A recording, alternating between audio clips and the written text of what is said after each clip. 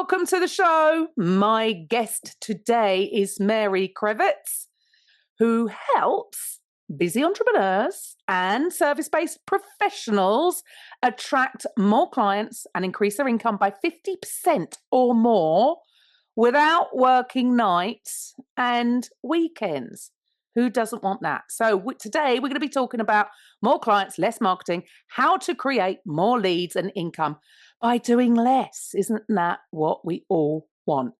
Who doesn't want that? So listen up. Now, after the ads, I will also be back and just talking about how to get an ROI from your podcast appearances. But first, welcome to the show, Mary. Thank you, Karen. Thanks for having me. So let's talk a little bit about your backstory then and the inspiration behind you actually helping busy entrepreneurs do more by working less. What's your backstory? I was forced into working less. Go rewind back to 2012. I was 2 years in my business. The growth had been slow, but my energy was frantic all over the place, of course. At the 2-year mark, I was diagnosed with extreme adrenal exhaustion. So I had 4 hours of energy a week, and my business was providing half of our household income. So 4 hours a week. So this whole idea of more clients, less marketing, it comes from a place of desperation, frankly, because I was there in this moment. If you can imagine, lying on the couch, so I'm sideways on the couch. I'm watching, this is embarrassing, America's Next Top Model on the TV. And I'm just going, oh my gosh, what am I going to do? Am I going to have to give up this business or am I going to figure it out? And luckily, my guardian angels or whatever exists out there whispered a very simple question in my ear. It was probably the level of complexity I could handle with all the fear and the fog I was experiencing. But the question was, what's working? That was it. Just what's working? Because I didn't have time to chase down what social media was doing with its algorithms this week or whatever some guru saying is the latest, greatest marketing trend. I had to dive deeper into what was working instead of trying all the things. And while it's not a very complex kind of question to dig into, it was the right question and it guides everything I do today. So what happened is I dropped 80% of the stuff I was doing, the spaghetti against the wall, frantic effort. And as I was recovering my health, 4 hours a week of energy to work, my business started growing. And so from just this idea of what's working, and I started with lead generation, what's working. And then I started to look at each piece of the puzzle and I came up with this overall system. Instead, so helping people see that instead of looking at client generation or marketing, like this big, messy marketing world with all the options, all the noise, we're looking at client generation and getting very specific in just a handful of areas. And when you do that, you don't have to spend all your time marketing, and instead you can be focusing on the work you love, the clients. Oh, music to my ears, because this is the thing, isn't it? That so many people just feel that they've got to keep up. Yeah. Because this guru is saying do it this way and this guru is saying do it that way, and they feel that they should be doing everything. And it ain't necessarily, but they're almost made to feel that they're less than if they're not keeping up with all the different things, TikTok reels and this and that. And it's exhausting, isn't it? And so you're just proof, or your story is just proof, your personal story, that when you were forced to actually take a step back and do less, guess what happened? Your income increased. Who knew? So and I think that's such great info for people out there who are, because they feel like they're failing if they're not actually keeping, I'll rephrase that. They have feelings of guilt if they're not showing up and doing all the different things that everybody's telling them that they should be doing. And you're so right, because is it actually working? Going for these viral moments is my, or worrying about, I haven't got any likes or comments on that post that I did. Nobody cares. That's all ego metrics, and it doesn't turn into sales, does it? No, this is the thing, is that especially newer business owners, is they do two things. They look at what's happening on the outside for other people. So social media is everywhere. So you think that's it. And they mistake the likes and those ego metrics as the point. That's the goal. And the fact is that it's clients, it's sales. That's the goal. And if you haven't made a really direct connect the dots between what you're doing and getting those sales, you can feel like you're succeeding, but your bank account does not reflect that, because it's not the right metric. You're not focusing on the right numbers. Absolutely. Yeah, They're busy. They're just busy being busy. Look, I've been there, I've done it, so I 100%. totally understand it. Busy being busy, but actually, I've got no money in my account. So, come on, you must have some kind of, how do you do this? Busy entrepreneurs, they're busy. So, what is your process? How do you help them increase their income by doing less? Who doesn't Yeah. want that? It Everything is a system. It's about having all the pieces together. But one of the most important things to look at is your lead generation. Like, where are your clients actually coming from? And I have this super easy exercise. It's literally like right after I asked myself the question, what's working? I sat down and I did this exercise myself, and I've been teaching it for 10 years since.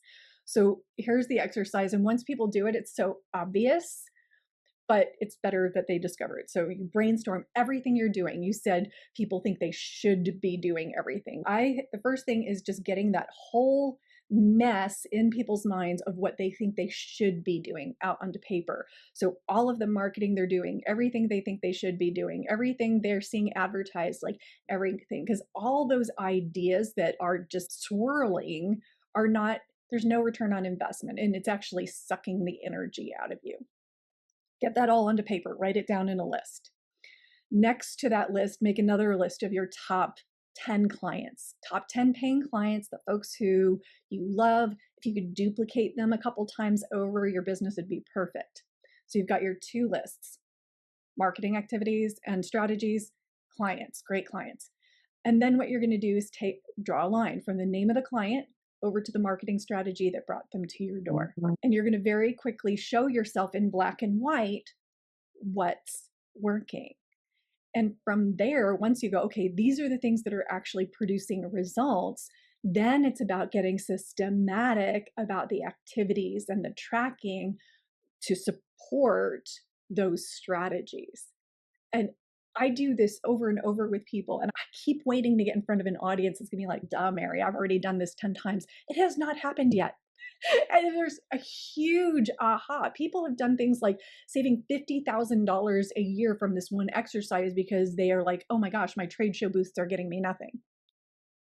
What you've just said there just really hit a chord, because yes, I don't think many people actually know their numbers at all, because they're winging it.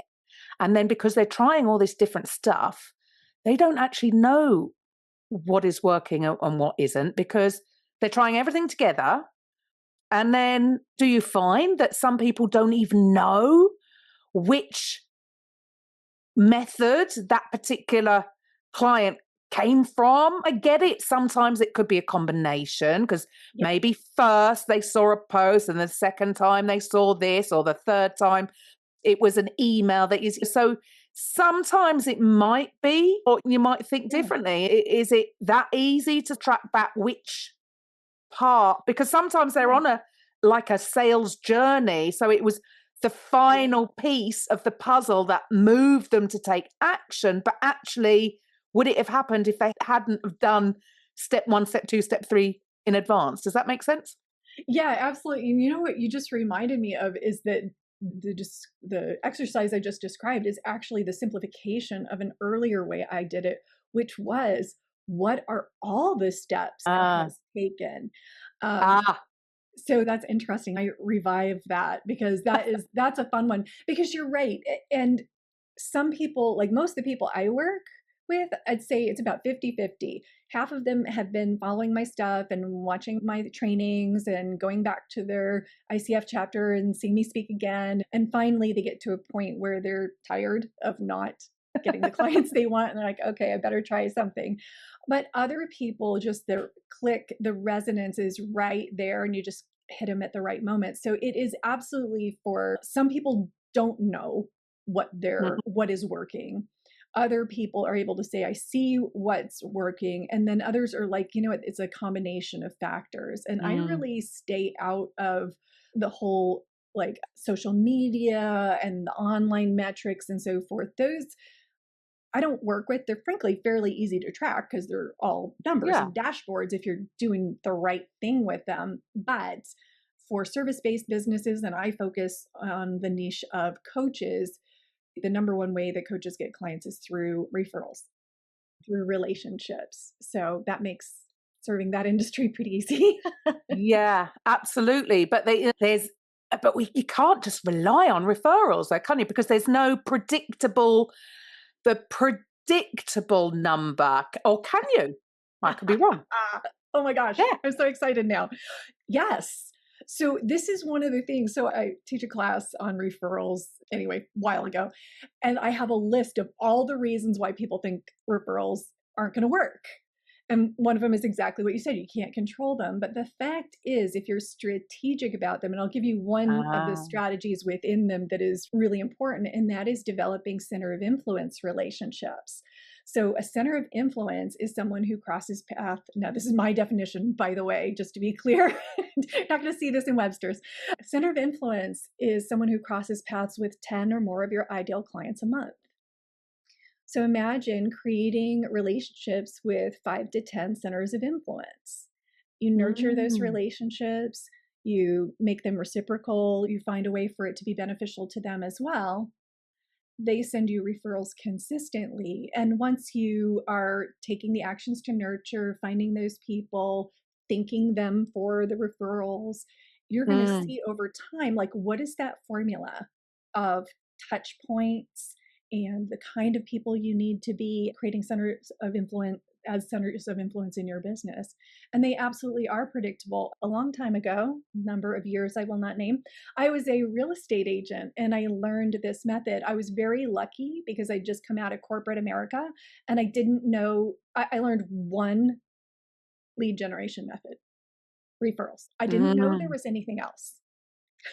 So all I did was that, and I tripled my business first year over the second year. So it can become Mm. predictable, like with anything, the consistency of implementation and the strategy behind it. Well, that's what I'm getting from that.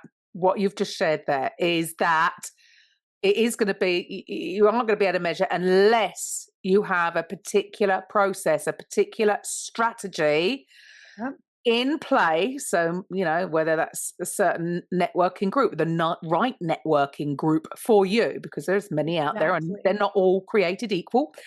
But yes, of course. And of course that works. So, yes, okay, I'll take that back. And thank you for that explanation because I get it. I get it. But what do you think is the real reason why so many coaches are feeling stuck right now and that they're not gaining momentum? What's going on, would you say, at the moment? At the moment, we're in a tough economy. So that Mhm. is impacting everybody. And I think, gosh, there's so many different reasons, but I'm just going to pick one of them. And a lot of coaches come out of their previous career, either in academia or a corporate sector, or even just managing a home. And there's this thing I call burnout backlash, Mm. where they had this career that was just high pressure, high stakes. They might have even experienced a burnout, an actual physical burnout like I did. And because they want a very different experience with their coaching business, they're very tentative about putting Mm. the energy into it that is needed to actually make it grow. And so Mm. there's this, it's like before they were all in over here with their business, now with their career, then there's this swing, there's this tentativeness. So even though they want this business, they're like, but I don't want to be overwhelmed and I want a lifestyle of freedom. Add to Mm. that the fact that over here in their other career, business was delivered to work was delivered to Mhm. them. That's not what's happening over here, and they don't know how to do it.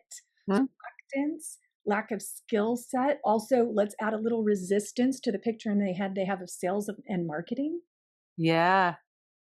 And It's then just very, it's analysis paralysis. It is genuine concerns for not recreating the same kind of crazy, but an absolute, usually just a huge lack of knowledge about how to put it all together. yeah.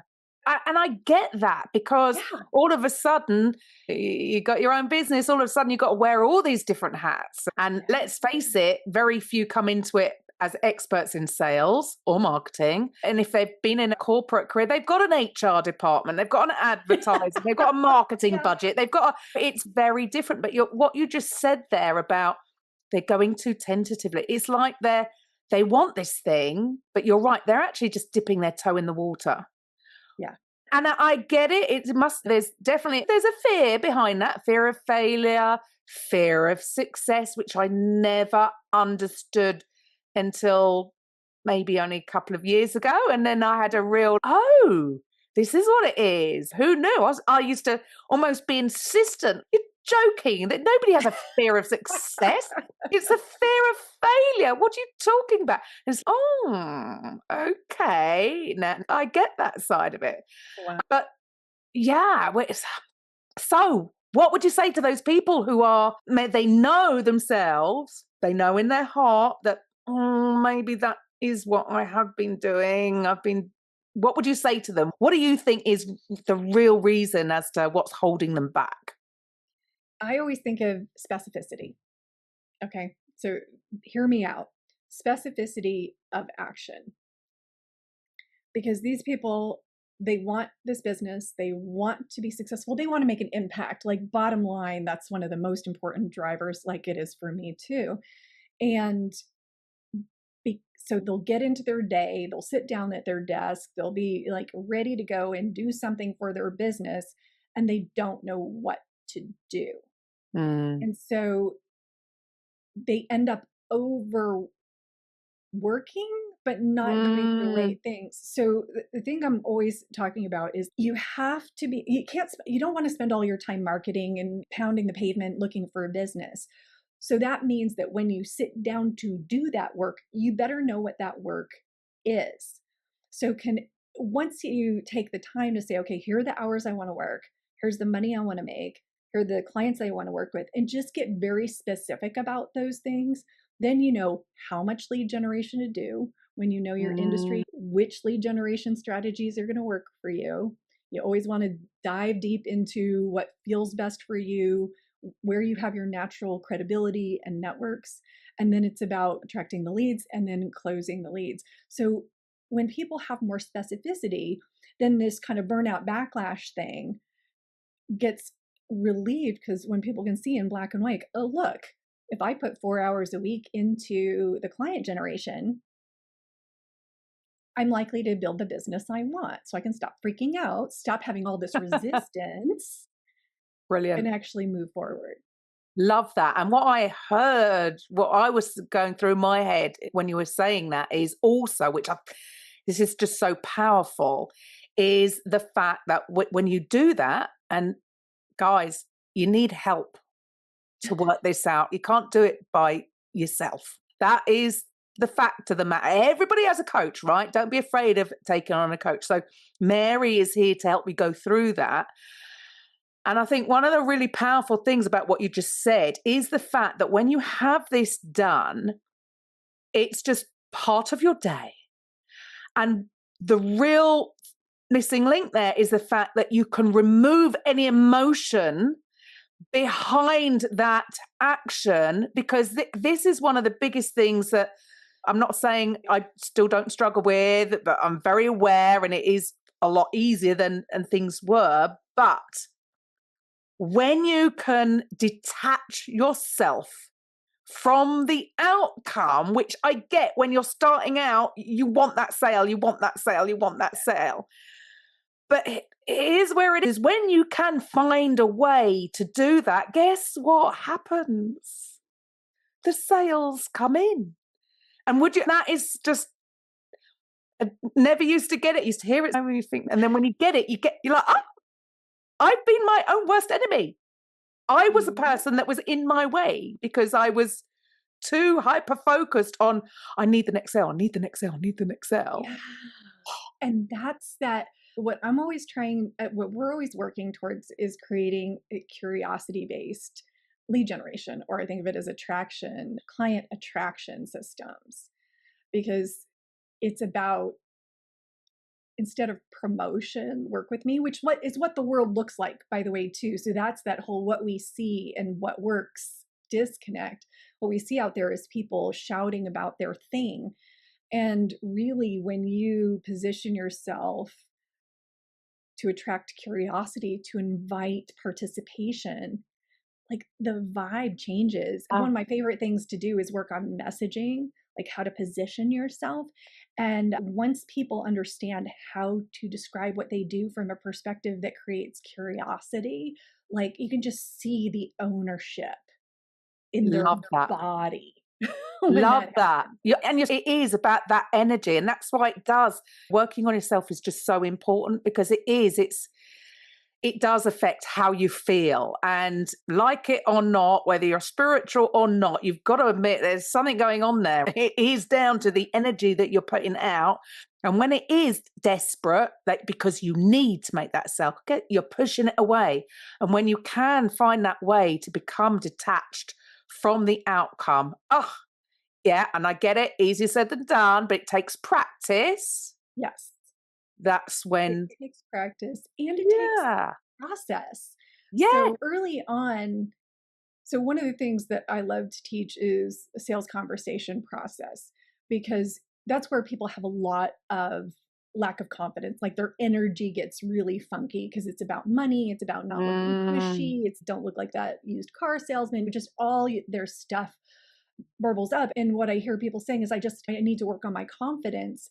And I disagree, because if you're waiting for your confidence to catch up, you could be waiting a while. So having a process in place where it's okay, I know the questions to ask, I am inviting people to enroll themselves in a very specific way. Your confidence doesn't play as, it's not as strong of an energy or an influence in the conversation. It's more about letting the process work, letting someone go through a discovery process, and your confidence catches up Ah, eventually. there So you go. yeah. So true. It's practice. So you need a process, guys.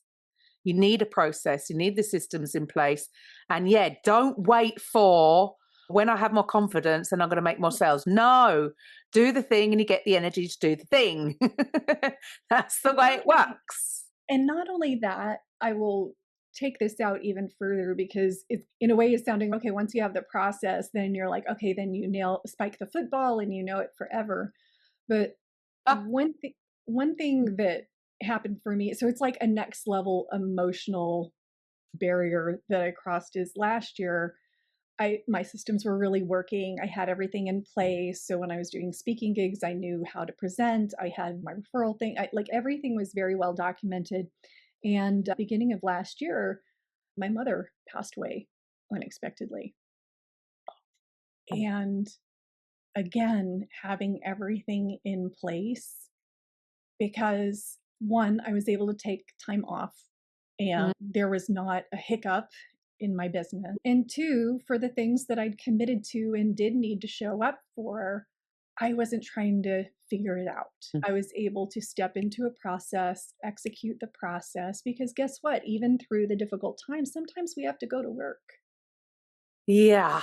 One, very sorry for your loss. And you've touched something there that, yeah, life happens. Yeah. things happen. And if you don't have these things in place, what are you going to do? Again, going back to what I said right at the beginning about this thing that people feel guilty if because they believe their perception is that they feel they should be doing something. Same thing in that situation. Then they're going to feel, if they don't have these systems in place, then they're going to feel it is going to have an opposite effect. Life has happened. It's thrown them a curveball and so a tragedy has occurred, and then they're going to make it feel worse if they don't have systems in place because they now feel guilty that they can't get the systems before you need them. That's the key. Yeah, It's like, seriously, yeah, put them in place. 100%. So, guys, look, if there's people out there that are thinking like, okay, I can relate to that. Maybe I need to put some things in place. What should the listeners do next, Mary? Yeah.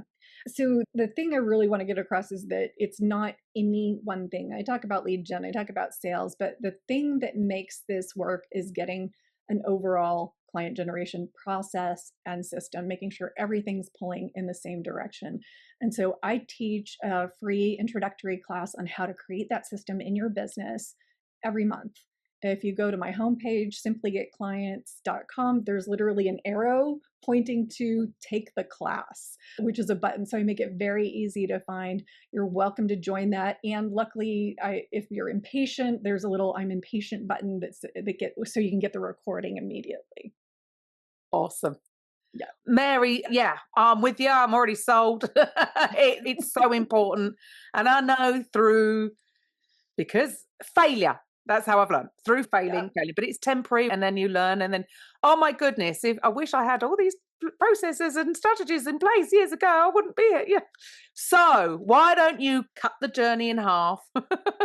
You don't have to make the mistakes. It's somebody that knows how to put these in action. And I'm presuming that it's different for everybody, right? Because every business is unique. Yes. That's one of the things I was just thinking about, how much I love the fact that what I teach is a framework. Everyone's expression through it turns out a little bit different because it's all rooted in values. It's all aimed towards a vision. And so honoring your values, honoring your strengths, being strategic about your industry, like all of that, it turns out these approaches that are so unique. One of my top values is variety. And so the thought of having to do the exact same thing all the time just shrivels my little soul. So while I talk about process and frameworks and so forth, I have a kind of a unique perspective, and I tend to attract people who want to be creative. And so it's like, how do you create structure and process and consistency without stamping out that bright creative spirit that craves variety? Love that. And so, guys, if you missed it or you're driving, don't worry. Go back to the show notes. All of Mary's details will be in there. So, Mary, thank you so much for your time today. It's been an absolute pleasure to speak with you. And to the listeners, I'll be back after the ads and I will be talking about how you can get an ROI from your guest appearances. Bye for now. So, welcome back. I'm going to be talking about getting an ROI from your podcast. Have you ever finished a guest appearance and just felt like, I crushed it? Maybe you shared your story, you dropped value bombs, maybe made the host laugh, and then crickets. No new followers, no DMs, no buyers. How does that feel? It's quite humbling, right? You're giving it your best, but nothing really sticks. And the worst part, you might have been wondering if you are just, not interesting enough, if people just don't get you, and maybe this whole guesting to grow thing is even worth it. Here's the truth that most people don't tell you. Being a great guest doesn't automatically lead to great results. You can show up and shine and still miss a sale because visibility is not the same as conversion. And today, I want to fix that, right? So here is what's happening with a lot of coaches or service professionals or course creators. They say yes to podcast guest appearances, They share their story, their framework, their journey, and they walk away feeling that they did their job. But a few weeks later, when nothing has changed, that's when the pit in your stomach starts to creep in. You start checking your links. Did my bio even make it into the show notes? As if that's even important. Maybe that's the problem. Or did anyone even click on it? Or maybe it's just me. The truth is that most guests, they treat podcast interviews as it's just an opportunity to share stories, not an actual sale opportunity, and they don't guide the listener. They don't set up the next step. They don't leave a clear imprint of why should someone even want to work with them. So if you don't have that, it doesn't matter how much visibility you get, it just turns into hot air. Now, it took me quite a while to figure this out, and finally it did click. Being impressive or trying to appear impressive doesn't make people buy. Being useful does. So I started listening back to my old interviews. Terrible. And I realized that I might have been entertaining, but I certainly wasn't enrolling. I may have told some good stories here and there, but I didn't really lead people anywhere. There was no real structure. I wanted to show up and serve, and that I think I did. I was providing value, but I didn't really give direction. So I was just showing up as a guest and having a conversation, not showing up as a guide. So I started to change that, treating every guest appearance like a strategic touch point. I became intentional. There was no script, but there was a strategy behind it. It's not just, here's my story, here's how I can help you right now, and here's where to go if you are ready. And that is just one of the shifts that really changed everything, because here's what most people miss. This is a massive opportunity. Every podcast guest appearance is a warm room. People are listening by choice. They're curious. They are paying attention. You get to hold the attention. And if it's the right audience, that is worth a lot. And then they might be imagining what it would be like to work with you. But if you don't guide that whole energy, it will just start to fade out. So here's the shift. Don't just show up to share, show up to lead, which means speak to a specific problem that your whole offer solves. Share client stories that build the belief. Don't just be generic, be specific. Drop a tangible tip that the listener can take away and apply immediately and get a result, just like Mary did. And most importantly, make your call to action part of the conversation, not just an afterthought. And when you do that, you're not just inspiring listeners, you're also inviting future buyers. And those will be the interviews that pay off. So here's a mindset shift that might be sabotaging so many guest appearances. I don't want to sound salesy. You don't have to. You allow the episode to do the selling for you. You get to sell without selling. And look, I get it. No one wants to come off as being pushy or purely self-promotional. But let's flip that slightly, because think about it in this way. If someone has just spent 30 minutes listening to your stories and your insights and your tips, and they're resonating with your story, they might be thinking to themselves, this person actually gets me. So isn't it actually rude not to tell them how they can take the next step? That's not being salesy, that's being in service. You're showing up to serve. You're not forcing a pitch. You're not trying to sell on the episode. You're offering a path, the next logical step. And when you own that shift from guest to guide, you start showing up differently. You stop hoping for leads and you start actually creating leads. So here's a practical tip. Here's what I want you to do on your next guest appearance. Number 1, plant the problem and start early in the conversation. Name the pain that your ideal client is possibly feeling right now and be specific. The idea is to make them nod whilst they're listening to you. Number 2, share a win. Mention a client result. It doesn't have to be in a braggy way, but it's just proof that you solve real problems.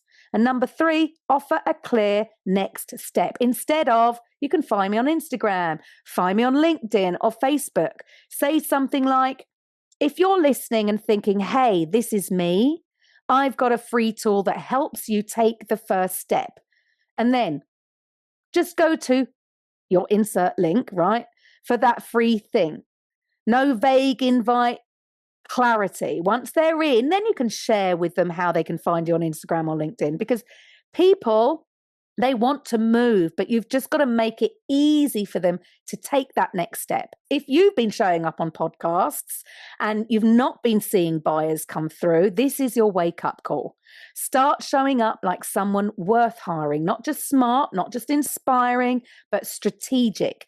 And if you need help crafting a podcast pitch that actually leads to buyers, or building a podcast profits funnel that converts listeners into buyers, and reach out, because that is actually what I do, and we can actually map it out. So you can either keep showing up and just hoping for the buyers to come in, or you can show up and actually cash in. Really, it's your call. We are launching a new mini course. So if you want to go to podcastprofitsunleashed.com/free, at the moment it's a workshop around launching your own podcast, but register, because once it launches, we can send you the details. It will be my free gift to you if you want to get an ROI from your guest appearances. See you next week. Bye for now. Thank you for listening to today's episode on the Podcast Profits Unleashed podcast. If you're